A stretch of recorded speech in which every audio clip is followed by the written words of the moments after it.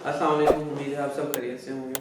आज जो टॉपिक हम देखने लगे हैं वो है ऑपरेटिंग सिस्टम। आज हम देखेंगे ऑपरेटिंग सिस्टम होता क्या है, इसके कौन कौन से फंक्शन हैं और कितनी तरह के ऑपरेटिंग सिस्टम हमारे पास अवेलेबल है। सबसे पहले देखते हैं ऑपरेटिंग सिस्टम है क्या। ऑपरेटिंग सिस्टम एक सेट ऑफ प्रोग्राम्स है जो कंप्यूटर के कंपोनेंट्स और ऑपरेशन को चलाता है। आपको कोई भी काम जब भी वो आपने कंप्यूटर में करना है उसके लिए आपको ऑपरेटिंग सिस्टम की ज़रूरत होती है, जैसे कि आपकी लोडिंग और एग्जीक्यूशन से लेके मेमोरी मैनेजमेंट तक ये सारे काम आपका ऑपरेटिंग सिस्टम करता है। ये आप यूज़र और आपके कंप्यूटर के हार्डवेयर के दरमियान एक ब्रिज का काम करता है, जो कि आपका जो सारा आप डबल क्लिक कर रहे हैं, सिंगल क्लिक कर रहे हैं, वो एक इंस्ट्रक्शन बन रही है।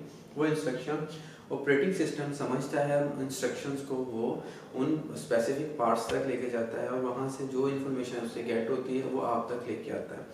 हमारे पास डिफरेंट तरह के ऑपरेटिंग सिस्टम मार्केट में अवेलेबल हैं, जैसे कि माइक्रोसॉफ्ट का विंडोज़ है जो कि बहुत कॉमनली यूज़ होता है, एप्पल का मैक ओएस है जो कि एप्पल के अपने जो लैपटॉप्स हैं उनके अंदर आता है, लिनक्स है, यूनिक्स है।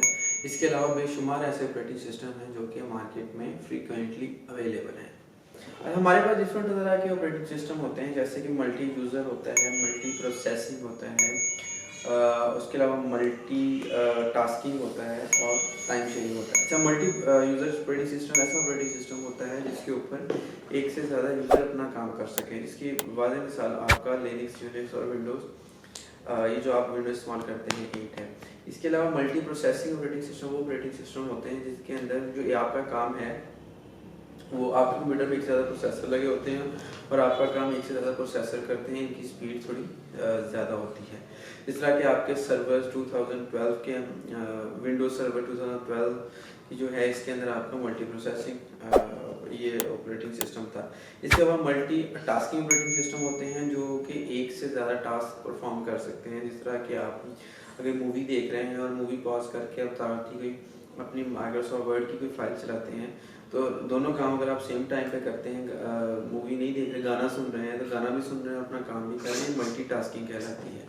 ये जो सारे है इस तरह के ऑपरेटिंग सिस्टम को हम मल्टीटास्किंग ऑपरेटिंग सिस्टम करते हैं। टाइम शेयरिंग ऑपरेटिंग सिस्टम क्या होते हैं?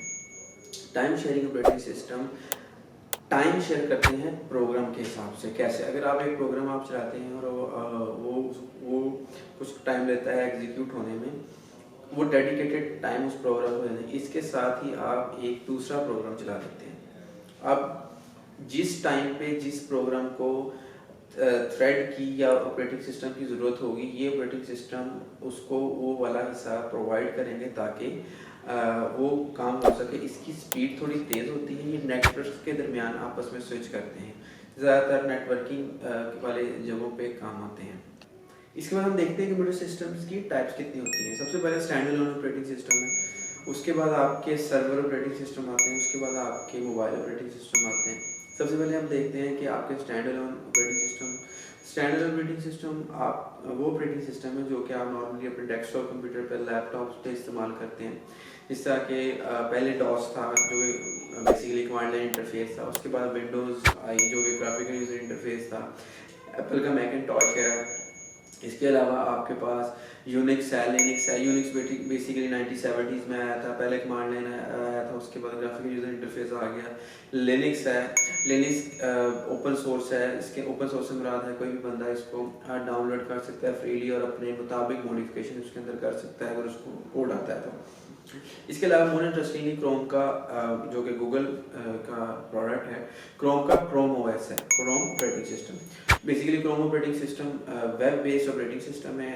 ये यूज़ करता है आपकी गूगल ड्राइव को चीज़ें डाउनलोड करने के लिए, और सारे काम इसके इंटरनेट बेस्ड, ज़्यादातर काम इंटरनेट बेस्ड ही सर अंजाम देता है। और ये क्रोम नोटबुक पे ही चलता है, उन्होंने अपना एक कंप्यूटर बनाया है, ये ज़्यादातर उसके ऊपर ही चलता है और ज़्यादातर लोग उसके ऊपर ही इसको चलाते हैं। इसके बाद हमारे पास है server operating system. Server operating system वो ऑपरेटिंग सिस्टम होते हैं जो कि आप सर्वर्स पे इंस्टॉल करते हैं। अब सर्वर्स क्या होते हैं? सर्वर्स वो कंप्यूटर होते हैं जहाँ पे आपका डाटा सेव होता है, ज़रूरत के मुताबिक आप अपना डाटा थ्रू इंटरनेट लेके आते हैं या विदाउट इंटरनेट लेके आते हैं, आपको उसके अंदर नेटवर्किंग करनी पड़ती है। खैर, यहाँ पे हम समझेंगे आपके सर्वर ऑपरेटिंग सिस्टम क्या काम करते हैं। उन सर्वर्स को चलाने के लिए आपको कोई मैकेनिज्म चाहिए था, कोई प्रोग्रामिंग कोई सेट ऑफ प्रोग्राम चाहिए था जो उनके कंपोनेंट को कंट्रोल करता, तो मुख्तलिफ कंपनीज ने अपने सर्वर्स ऑपरेटिंग सिस्टम निकाले थे, जिसकी एग्जांपल विंडोज़ ने सर्वर 2012 निकाला था, OS X सर्वर था, यूनिक्स ने निकाला था, लिनक्स ने निकाला था और सोलारिस ने निकाला था। इसके बाद आपके पास आते हैं mobile operating system. Mobile operating system में बहुत फेमस एंड्रॉयड है, iOS है जो कि एप्पल का है, इसके अलावा विंडोज़ का है, विंडोज़ फ़ोन, ब्लैकबेरी का है। ब्लैकबेरी ओन करती थी बेसिकली, आप ब्लैकबेरी एक हार्डवेयर सेट था, उनका एक ऑपरेटिंग सिस्टम जो रिसर्च इन मोशन एक नाम की कंपनी थी वो ओन करती थी। उसके अलावा फायरफॉक्स OS है, फायरफॉक्स का आपने ब्राउज़र तो सुना होगा, मोज़िला, लेकिन इसका ऑपरेटिंग सिस्टम शायद आपने ना देखा हो। इनका बेसिकली एक ऑपरेटिंग सिस्टम भी आता है जो कि बिल्कुल ग्राफिकल विंडोज़ की तरह काम करता है। ये सारे आपके डिफरेंट ऑपरेटिंग सिस्टम की एग्जांपल थी। Thank you.